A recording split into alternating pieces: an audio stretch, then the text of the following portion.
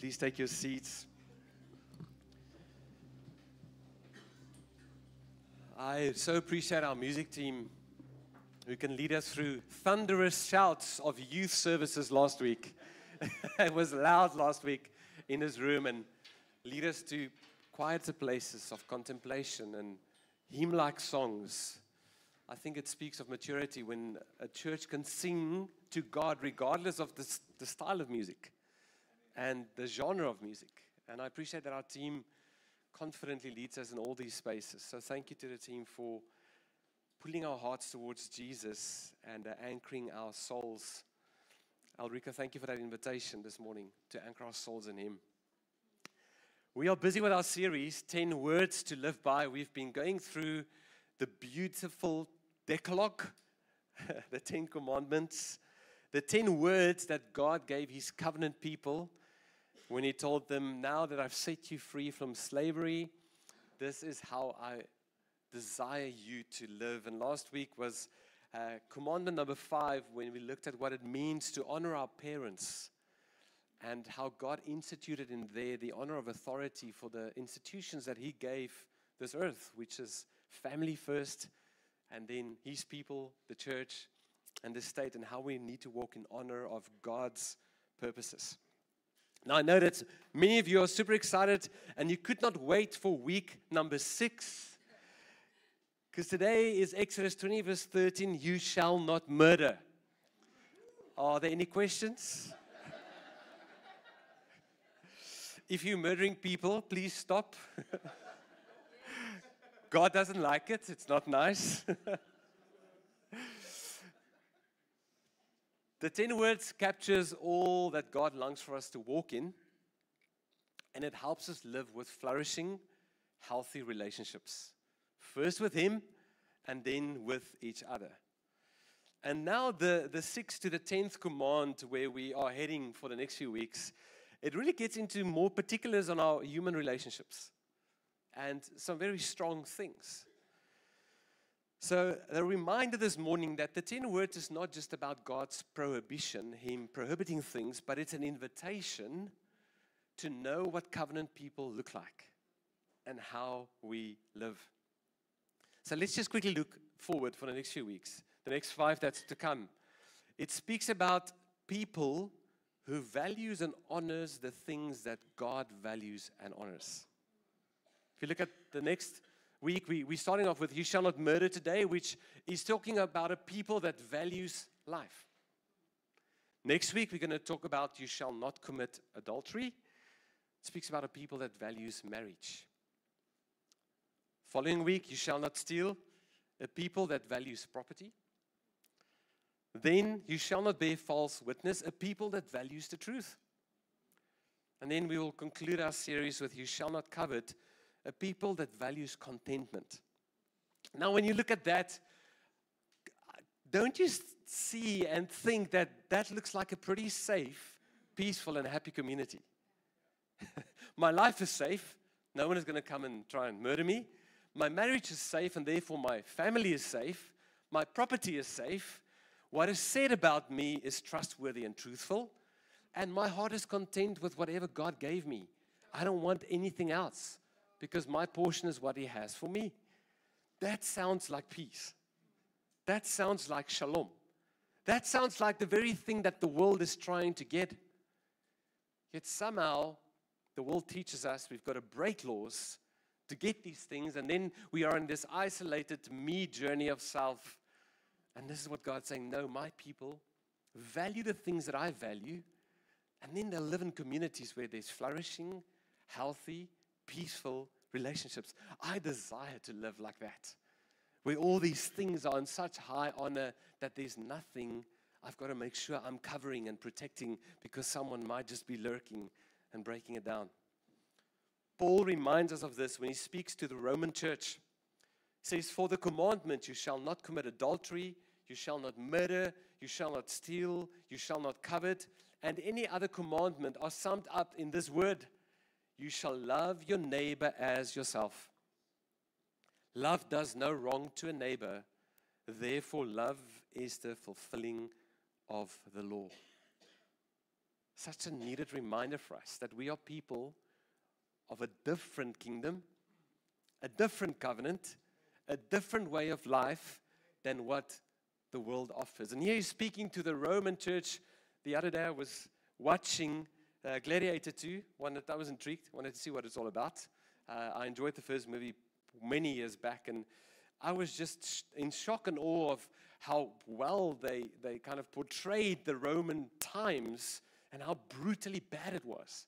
And I imagined for a moment as I was trying to get through this movie, I'm not going to give it a score, but I was trying to imagine that that's in that brutal in-your-faceness that the church thrived and lived in those terrible times. And here he says, don't be like them. Love your neighbor. Here's 5 things that I'm going to teach you. And he gives us these commands. So let's look at the first one for us out of these 5 today. You shall not murder. This command addresses the sanctity of human life, its preservation, and its flourishing. It protects human life, all human life. If you go to the Hebrew language, you'll see that it's actually just 2 words, and it's just simply don't murder. Or rather, no murder. Like in my community, in my kingdom, amongst my people, no murder. And the definition is the premeditated, intentional killing of other humans or enemies. It could also be death due to neglect or carelessness, like drunken driving or text while we're driving.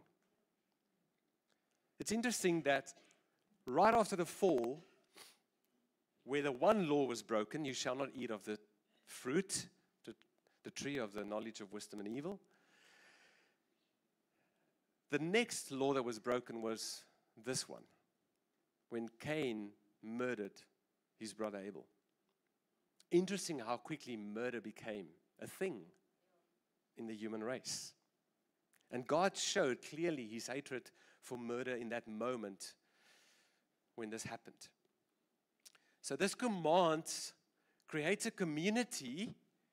It creates in us a community that places a God value on human life, not our value on human life. Our value will always be way less than God's value on things that he created. And the invitation here is to say, Lord, how do you value all human life?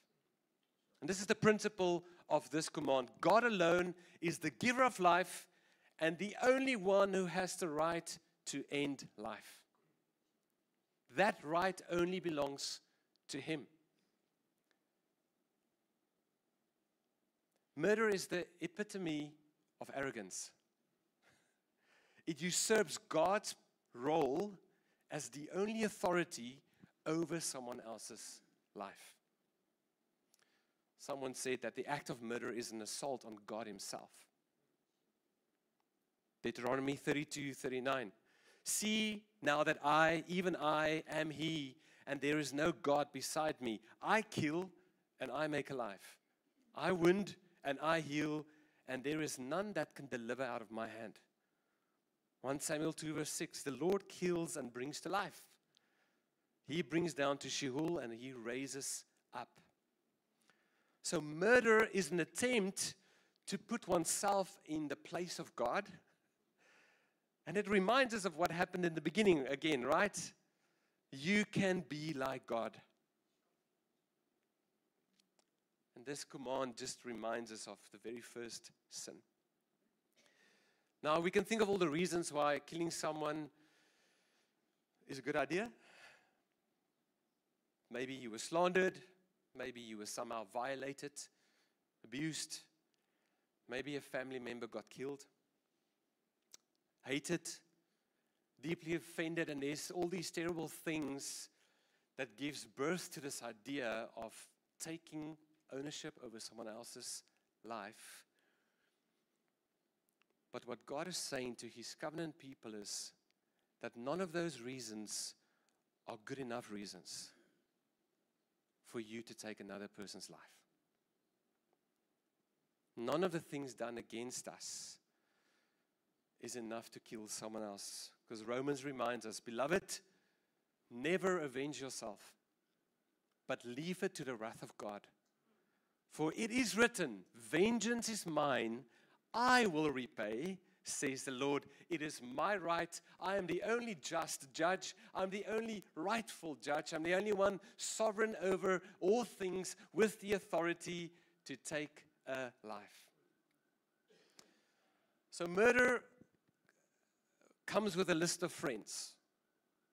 War, homicide and abortion, suicide, and these days medically assisted death. So on the one side you've got murder against others at a large scale with wars, like fighting wars and killing people. At a smaller scale when you just kill another person, and then killing unborn humans through abortion. But then there's also murder to self through suicide or euthanasia, medically assisted death these days.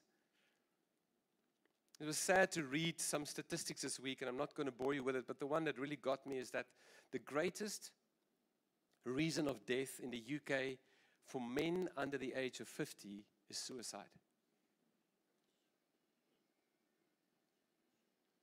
Now, when we walk into these topics, we have to walk with great sensitivity. People have had different, often very painful experiences. They've gone through things, made decisions, and there's always the mercy and forgiveness of God. And that's why I hope we're all going to land today in our hearts. No one ever does any of these things flippantly. No one just do it. There's a long road and a story behind why that takes place. But you see, one of our challenges today is that we find ourselves these days blurring the lines between what God mandated for His people, the church, and what He mandated for the state. Somehow they wound up together. The church and the state mandate are two different things. The civil rule of the day and God giving authority to world leaders has got a different mandate than those of us who are Christians and in the church. And these somehow in this world today deeply get involved through various things, and maybe the media that we watch and the opinions that we have about these kind of topics that we need to walk with sensitivity.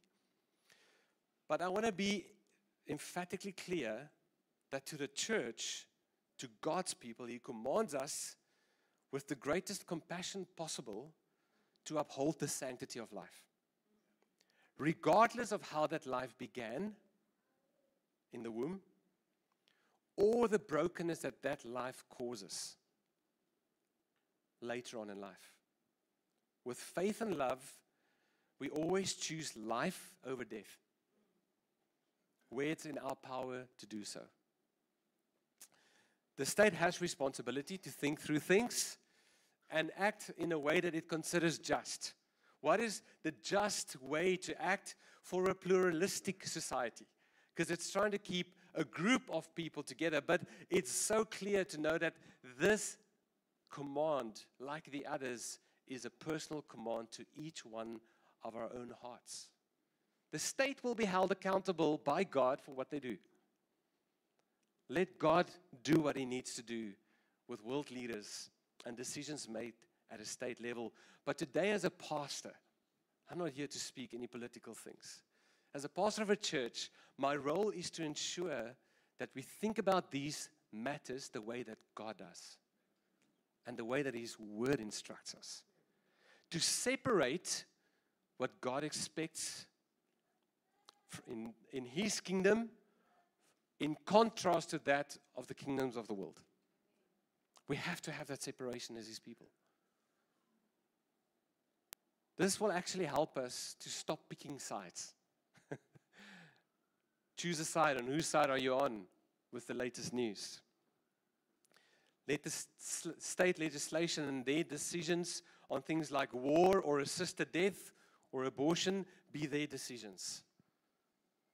But we wholeheartedly believe as God's people, that He's called us to be pro-life.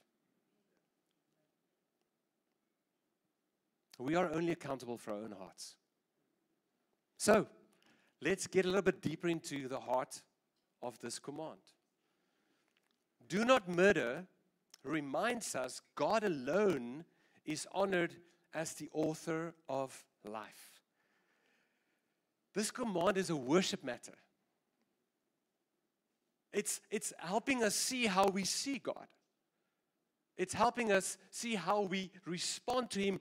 Do we actually believe that He alone is the creator and author and owner of life? This command is an invitation for us to make sure our worship to Him is in order. Did you ever think about this? That if all the nations of the world, every one of them had a born-again, spirit-filled, believing Christian as the leader, and they were all worshiping Jesus, how the world might just look different? The news update is that's not going to happen in this life. That's why He needs to come back with a new heavens and a new earth. But listen how the Bible worships God as the author of life. Moses worships. Yahweh formed the man of dust from the ground, and He breathed into his nostrils the breath of life, and man became a living creature. Every human being is carrying the breath of life blown from the mouth of God into them. David worshipped. You formed my inward parts. You knitted me together in my mother's womb. I praise you, for I am fearfully and wonderfully made. John worships. In the beginning was the Word, and the Word was with God, and the Word was God. He was in the beginning. All things were made through Him, and without Him was not anything made that was made. That includes all humans. In Him was life, and the life was the light of men. Peter worships in Acts 3 when he stands to make a defense for Jesus. You killed the author of life, whom God raised from the dead. Paul worships in the letter to the church in Colossae. For by Him all things were created in heaven and on earth, visible and invisible. Whether thrones or dominions or rulers or authorities, all things were created through Him and for Him. And He is before all things, and in Him all things, all human lives hold together. And then the elders and the angels worship in heaven. Worthy are you, O Lord and God, to receive glory and honor and power, for you created all things, and by your will they existed and were created. The sixth commandment is an invitation to worship, to see God in His rightful place as creator of every living creature on earth. And I honestly think this, a truly worshiping heart can never be a murderer's heart. When our mouths and our thoughts and our hearts and our minds and our lives are filled with the awe of who God is and what He created, murder would not even be in our lists of ideas. This commandment, do not murder, also reminds us that God created man with relationship at the center of our existence. Let us make man in our image. The Trinity, so much communion and love and relationship amongst themselves, amongst God Himself, in the person of the Father, the Son, and the Spirit, that they said, let's make man in our image so that we can share relationship with man. It's important to know that the Bible doesn't think about humans so much in biological terms, but always in relational terms. At conception, the Bible describes what happens there not as a biological moment, but a relational moment. Because at conception, God starts a relationship with a human being. And we don't have the right to break it. Jeremiah 1 verse 5, before I formed you in the womb, I already knew you. Relationship is at the core of human existence. And when you read the Bible, and the story of the Bible and the story of redemption throughout the Bible, it is evident and clear that the whole move is one move, man back to relationship with God and with others. He's made us for relationship. So in the act of murder, we take the role of killing a relationship that God initiated. We know that the gospel is a ministry of reconciliation. Reconciliation means relationship is now restored. 2 Corinthians 5, I read from the NLT. So we have stopped evaluating others from a human point of view. I love that. We have stopped evaluating others from a human point of view. At one time, we thought of Christ merely from a human point of view. How differently we now think of him. This means that anyone who belongs to Christ has become a new person. The old life is gone and new life has begun. And all of this is a gift from God who brought us back to himself through Christ. And God has given us this task of reconciling people to him. For God was in Christ reconciling the world to himself, no longer counting people's sins against them. And he gave us this wonderful message of reconciliation. So, we are Christ's ambassadors. Relationship at the core of humanity is what God is after. And we, his church, have to see it like that.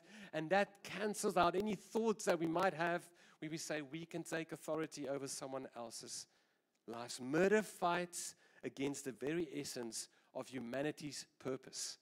We were made for relationship. And murder says, nope, I'm putting an end to that. But let's go a little bit deeper. Because I jokingly asked, if anyone is murdering people, please stop, it's not great. And I'm sure as I look across this room, that's not what anyone is actively doing. So how does this then apply to us? Do not murder reminds us then to straighten out our own hearts towards others. Because we worship God rightly, we value humans correctly. Because we know God made us for relationship, we would desire to live in this ministry and continue this ministry of reconciliation between God and people and one another. Because here's the key. Murder is a heart matter before it's an act. Long before the time. It's something that already started brewing inside. No one just murders. Everyone has their just cause to enact vengeance on any darkness or brokenness that they have experienced.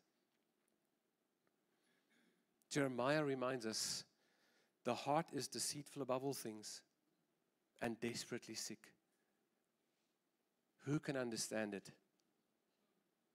So if our hearts is the birthing ground for this very thought that someone else's value is less than what God sees it, whew, who can help us?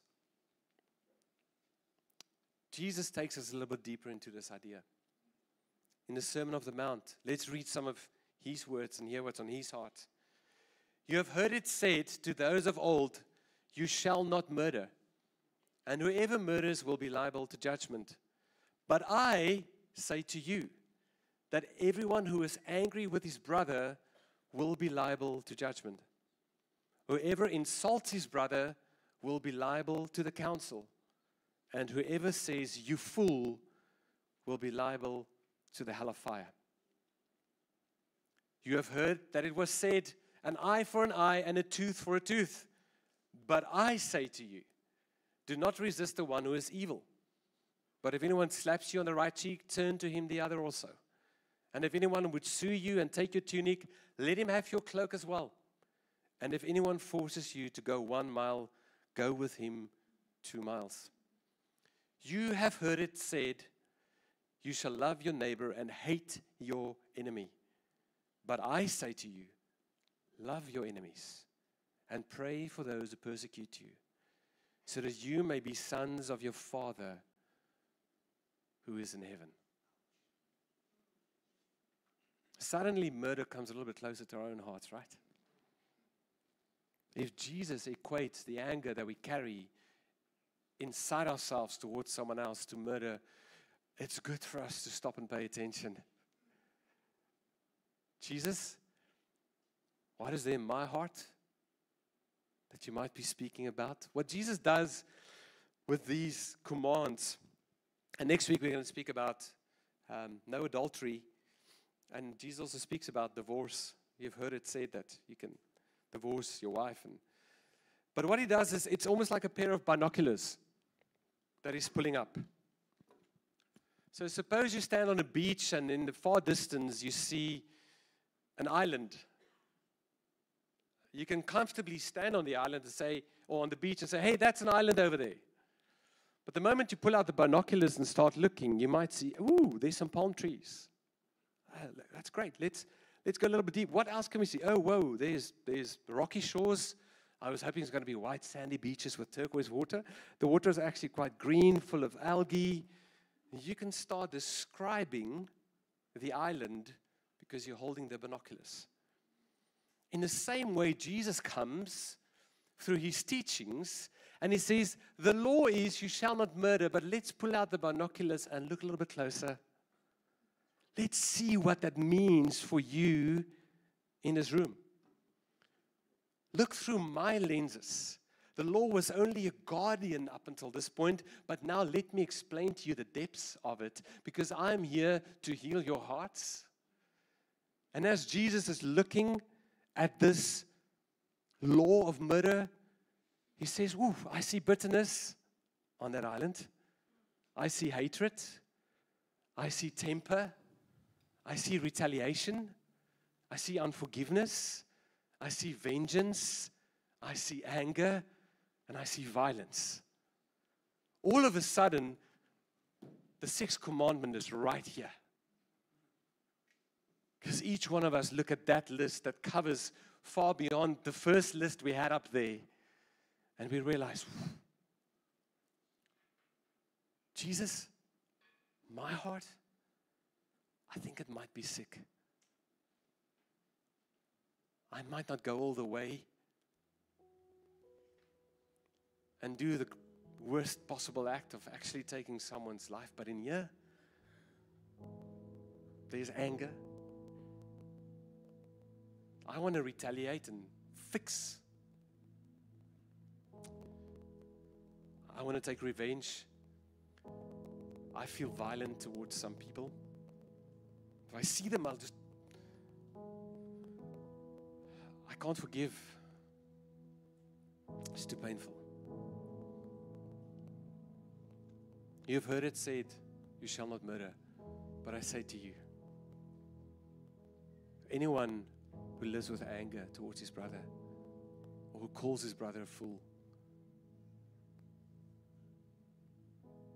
Jesus is showing how murder, anger, and bitterness and unforgiveness are just surface manifestations of something much deeper. How much we value or don't value someone else's existence. That's the key to the whole thing. I want that quote to go up. Next quote. I want you to read that. There we go. Jesus is showing how murder, anger, bitterness, and unforgiveness are just surface manifestations, things on the top of a much deeper thing. How much you value or don't value someone else's existence. Any of these is in most practical way saying, you don't have any right to life. You might not do the act of murder, but in your heart, haven't you already said the very thing? And this is what this command is after. It's our hearts. It's our hearts. We throw around statements. Those people are dead to me. They're nothing to me. If I never have to see him again, I'll be happy. Or in the words of Jesus, she is such a fool. See, murder is perhaps much closer than we think. And this is what Afshin Ziafat calls heart murder. It's a strong word. And when I read that this week and processing how to bring this message to you, I realized all of our hearts go through that moment where we have a just cause to say, but. And the Lord says, in my covenant people, there's no but. You shall not carry that in your heart. Who can heal our hearts, friends? Perhaps the one who just showed us how broken our hearts are. Jesus. In 2017,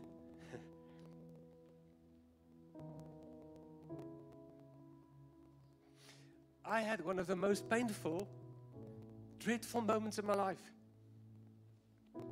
I received information of very dear and close people to me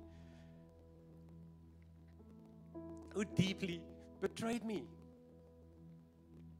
The news was so devastating, it felt like someone was pushing a blunt spear against my chest. And it just keeps pushing, but it's not going through because it's blunt. And that pain doesn't want to leave. It was excruciating heart pain. And I remember it was in the middle of the night.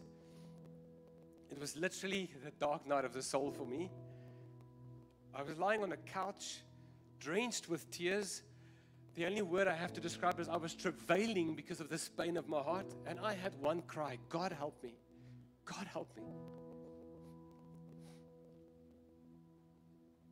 And suddenly, out of the blue, as I was crying, feeling this pain, the presence of God came into the room. Now let's not get theologically stuck up. I know His presence is in me, but that night, His presence was in the room with me. I could feel it. A sudden peace rushed upon me, and then He showed me a vision. The vision was me lifted up onto the cross, and I could see the chest of Jesus, and I could see those close ones at the feet of the cross who's deeply hurt me. And all I could hear was the voice of Jesus saying, I did this for them. Who are you to stand in the way of forgiveness? And then I saw drops of blood falling onto these people. And I just broke down. I had all the biblical backing I needed to justify and demand a righteous outcome. To tell this story to the world and say, hey, did you know that they? And this is what we should be doing. I had all the means to serve myself in that moment and stand as the righteous one. Get them back for what they've done. But at the cross, there was a much deeper invitation. There was an invitation to relationship. To move through the law of the letter and allow the law of the Spirit to soften my heart, to write upon my heart. And in that moment when I decided, Jesus, I want to choose your way, I saw how God's justice had already come because He died on the cross for their sins. Justice was served. It wasn't in my hands to try and enforce it in any other way. I had one move, and it was to forgive. And when I decided I could breathe deeply again, the tears dried up, and there was a peace that I cannot describe. That since that day, whenever the enemy comes knocking at the door of my heart and says, remember, I'm like, no, I do, but I do remember the cross far more than that moment. Only the cross can do what the law never could. Heal our hearts. My heart was free as I encountered God's justice for me at the cross and God's mercy for them. Because the cross is a place where the justice that we so desire has been served through the sins of others placed on Jesus. And we have it in our hands, friends, to be the conduits of mercy to those that have hurt us. In the same breath, no human being has not hurt another. All of us receive the punishment for the times that we have caused others to be angry, to hate, to come against us. It's interesting how this command works. When it's towards us, but when it's towards others, yeah, we're strong in this. No, we too are guilty of this. But at the cross, they receive their justice if they come to Christ. And I receive the mercy I need for the times that I have done wrong. So with this command in mind, 3 words bring freedom. I forgive you. 3 words from Jesus to us for the times that we have misstepped and hurt others and made less of another human, devalued them to a level lower than what God sees in them. But it's also the 3 words that you need to say for your freedom and your heart to come your way. I don't know your stories. I shared a little bit of mine. But this morning there's an opportunity for you to respond. And in a moment we're going to go to communion to receive what was done at the cross. But it's not just this morning about receiving. It's also about giving. That because of the cross, I can say, I forgive you. Fill in the blank. So why don't you stand with me this morning as we get ready for communion.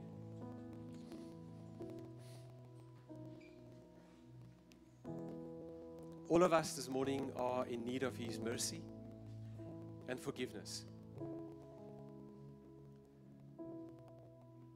So all of us can come to the communion table this morning to receive that. And we will. This moment we are remembering what Christ did on the cross so that we don't have to take matters into our own hands with regards to other people. It's His job. The cross this morning is an invitation to trust Him, but also to let Him be God, who is the forgiver of sins to those who repent and turn to Him. This morning there's healing for your heart at the table, where you look at the body of Jesus that was broken and the blood that was shed. Yes, for you, but also for those who offended you, who violated you, who hurt you. So as you come this morning, come and say, Lord, heal my heart. And confess to Him whatever it is that you might carry in light of everything that was said this morning. His Holy Spirit will show you. He is faithful to His church to show us. I cannot convict you. That's His work. He will. Just ask Him, Holy Spirit, show me my heart this morning. But then, there's some of us in this room, and the Bible makes it very clear. Jesus said, if you come to the altar to worship and you know that there's something that you're carrying in your heart or a brother has against you, leave your gift at the altar and first go and reconcile yourself. And then Paul writes to the church in Corinth and says, when you come to the Lord's table, investigate your own heart and make sure that there's nothing in there, any form of bitterness, unforgiveness, hatred, revenge, retaliation, all these things that we've mentioned towards another, because that will dishonor the work of the cross. So some of you cannot come to the table this morning because your heart might still be full of those things. You need to get to a place where you bring that into the light, pray, ask for the Lord's forgiveness, and then you can come to the table. And if that's you this morning, across in the overflow room, we have a team that's going to move out now. They want to pray with you. And there's communion on that side. And someone said this morning, the communion on that side is going to be sweeter. If you know right now that the Holy Spirit is tugging at your heart and says, I need one of these leaders to pray with me, I need to confess my unforgiveness, maybe you need to actually mention a name or a situation, please go right now. There's your opportunity. Thank you. Who else needs to go? We'll give you guys a minute. Don't be ashamed. This is not a walk of shame. This is a walk of receiving the grace of God and His mercy for you. So there you go. That's awesome. There's more people in the room. Please keep going. There's a big team. That's amazing. Let's cheer these guys on as they go.